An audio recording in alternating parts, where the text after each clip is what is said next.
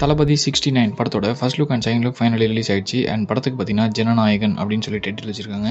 இந்த வீடியோவில் பார்த்தீங்கன்னா ஜனநாயகன் படத்தோட first look and second look break down தான் பார்க்க போகிறோம். ஸோ வீடியோக்குள்ள போகிறது முன்னாடி நம்ம சேனல் சப்ஸ்கிரைப் பண்ணிடுங்க. அப்படியே இந்த வீடியோ திறந்து பாருங்க. அண்ட் இந்த போஸ்டர்ஸ் அண்ட் டைட்டில் பார்த்தீங்கன்னா ஒரு மிக்ஸ்டு ஒப்பீனியன் தான் வந்துட்டு இருக்கு. அண்ட் இந்த ஜனநாயகன் அப்படிங்கிற டைட்டில் பார்த்தீங்கன்னா ஆல்ரெடி நம்மளுக்கு ஹிண்ட் கொடுத்துருக்காங்க இதான் டைட்டில்னு. எங்கன்னு பார்த்தீங்கன்னா அனௌன்ஸ்மெண்ட் போஸ்டரில் பார்த்தீங்கன்னா இந்த டார்ச் பேரியர் ஆஃப் டெமோக்ரஸி அப்படின்னு சொல்லி மென்ஷன் பண்ணியிருப்பாங்க. ஸோ அந்த டேக்லைன் யாரை மென்ஷன் பண்ணுவாங்கன்னு பார்த்தீங்கன்னா மக்களோட ஹீரோ, மக்களோட தலைவனாக ஒருத்தவங்க இருப்பாங்களே, ஸோ அவங்கள மென்ஷன் பண்ணுறது டார்ச் பேரியர் ஆஃப் டெமோக்ரஸி அப்படின்னு சொல்லி அந்த டேக்லைன் மென்ஷன் பண்ணுவாங்க. அண்ட் அவங்கள தான் ஜனநாயகன் அப்படின்னு சொல்லுவாங்க. ஸோ இதை தான் நம்மளுக்கு அனௌன்ஸ்மெண்ட் போஸ்டர்லேயே ஹிண்ட் கொடுத்துருக்காங்க. அண்ட் இந்த போஸ்டர்லேயே நம்மளுக்கு தெளிவாக தெரிஞ்சிச்சு இது வந்து ஒரு பக்கா கமர்ஷியல் பொலிட்டிக்கல் ஃபிலிம் அப்படிங்கிறது.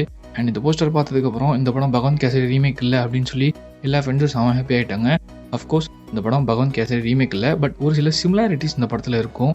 லைக் அண்ட் அந்த படத்தில் பார்த்தீங்கன்னா பாலகிருஷ்ணோட தங்கச்சியாக ஸ்ரீலீலா இருப்பாங்க.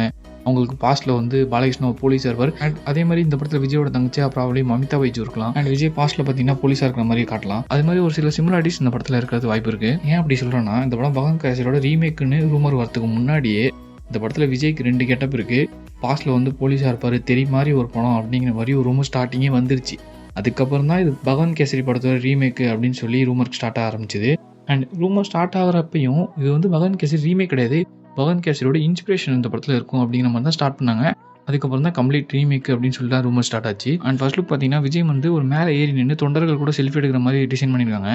அண்ட் இது வந்து பார்த்தீங்கன்னா அப்படியே இந்த மாஸ்டர் படத்தில் ஷூட்டிங் அப்போ விஜய் வந்து ஃபேன்ஸோட சேர்ந்து செல்ஃபி எடுத்தாங்க. ஸோ அதை இன்ஸ்பயர் பண்ணி தான் எடுத்துருக்காங்க. அண்ட் அந்த டைட்டில் டிசைன் இருக்குல்ல, அதுலேயுமே பார்த்தீங்கன்னா மக்கள் கூட விஜய் மேலே நின்று செல்ஃபி எடுக்கிற மாதிரி தான் அந்த டைட்டில் டிசைனே பண்ணியிருக்காங்க. அண்ட் அப்படியே செகண்ட் லுக் பார்த்தீங்கன்னா எம்ஜிஆர் இன்ஸ்பயர் பண்ணி எடுத்துருக்காங்க. லைக் கையில் சாட்டை இருக்க மாதிரி அண்ட் நானே இட்டால் அப்படின்னு சொல்லி அந்த டேக்லைனாக இருக்கட்டும் எம்ஜிஆர் இன்ஸ்பயர் பண்ணி எடுத்துருக்காங்க. இந்த படத்தில் எம்ஜிஆரோட மிகப்பெரிய ஒரு ரெஃபரன்ஸ் இருக்குது அப்படிங்கிற மாதிரி சொல்லிட்டு இருக்காங்க. இது ஒரு பொலிட்டிக்கல் ஃபிலிம், எம்ஜிஆர் ரெஃபரன்ஸ் எந்த மாதிரிலாம் அமைய போகுது அப்படிங்கிற மாதிரி வெயிட் பண்ணி பார்ப்போம்.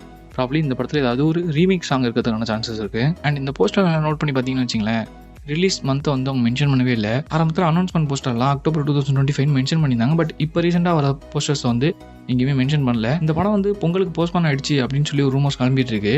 அது ஆல்மோஸ்ட் உண்மை தான், பட் கன்ஃபார்ம் ஆகல. பொங்கலுக்கு ரிலீஸ் பண்ணலான்னு ஒரு பிளானில் இருக்காங்க. ஸ்டில் நவுன் கன்ஃபார்ம் ஆகல.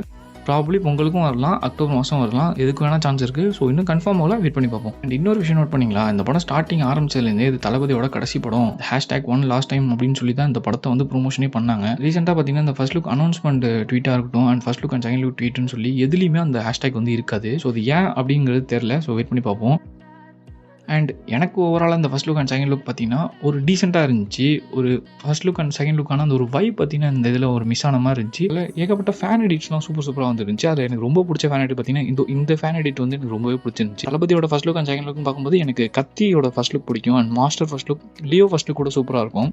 செகண்ட் லுக்னு பார்த்தீங்கன்னா பீஸ்டோட செகண்ட் லுக் சூப்பராக இருக்கும். லைக் வாயில் புல்லட்னா வச்சுட்டு ஒரு மாதிரி ஸ்டைல் செமையாக கட்டியிருப்பாங்க. இதே மாதிரி உங்களுக்கு விஜய் படத்தோட எந்த first look and second look பிடிக்கும் அப்படிங்கிறத மறக்காம கமெண்ட்ல சொல்லுங்கள். இந்த மாதிரி வீடியோஸ்லாம் பார்க்கணும்னு நினச்சிங்கன்னா நம்ம சேனலை மறக்காம சப்ஸ்கிரைப் பண்ணி சப்போர்ட் பண்ணுங்கள். அதோட நம்ம சோஷியல் மீடியா பேஜஸையும் ஃபாலோ பண்ணிடுங்க. தேங்க்ஸ் ஃபார் வாட்சிங்.